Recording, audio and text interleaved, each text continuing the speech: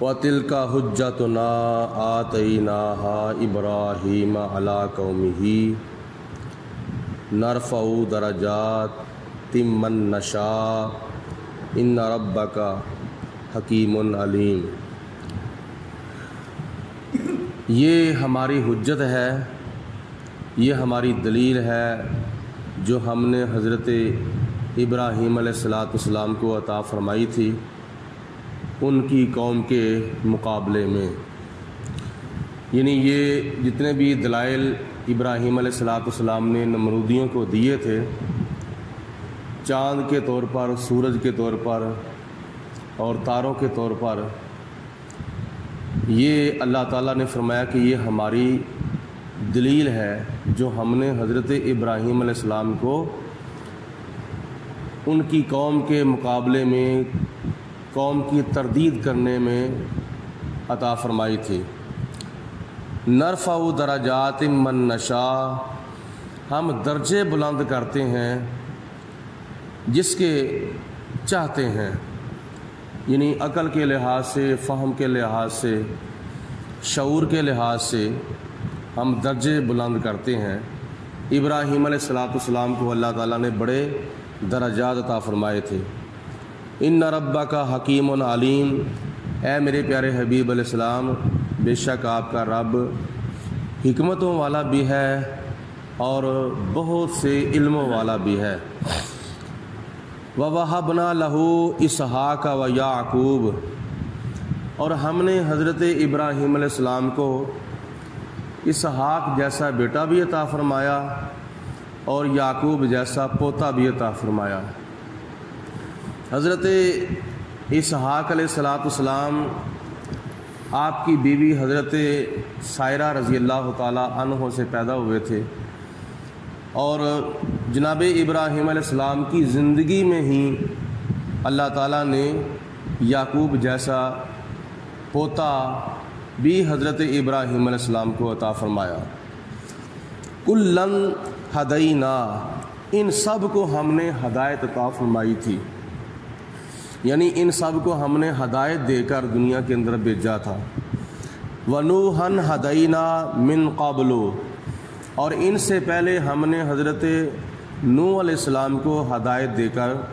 بھیجا تھا۔ وَمِن ذُرِّيَّتِهِ، اور حضرت نوح علیہ السلام کی اولاد میں سے حضرت داؤد علیہ السلام کو بھی ہدایت عطا فرمائی، وسلیمان، اور حضرت سلیمان علیہ السلام کو بھی ہدایت عطا فرمائی، وایوب، اور حضرت ایوب علیہ السلام کو بھی ہدایت عطا فرمائی، ویوسف، اور حضرت یوسف علیہ السلام کو بھی ہدایت عطا فرمائی،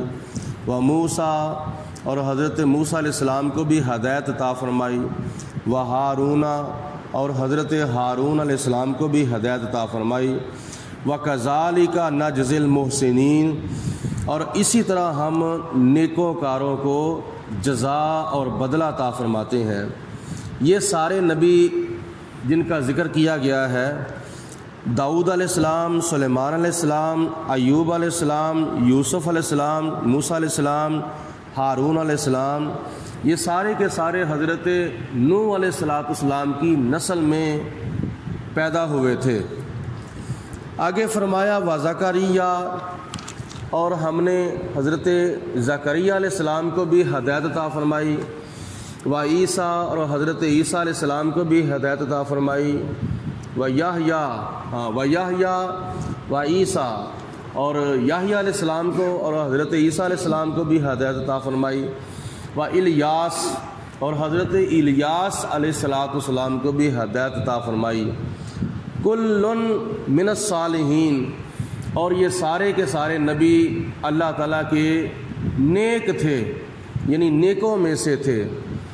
اس آیت مبارکہ میں حضرت زکریا علیہ السلام، یحییٰ علیہ السلام، عیسیٰ علیہ السلام، الیاس علیہ السلام کا ذکر اللہ تعالیٰ نے فرمایا ہے، اور اگلی آیت میں فرمایا اسماعیل، اور حضرت اسماعیل علیہ السلام کو، والیسع، اور حضرت یسع علیہ السلام کو، ویونس، اور حضرت یونس علیہ السلام کو،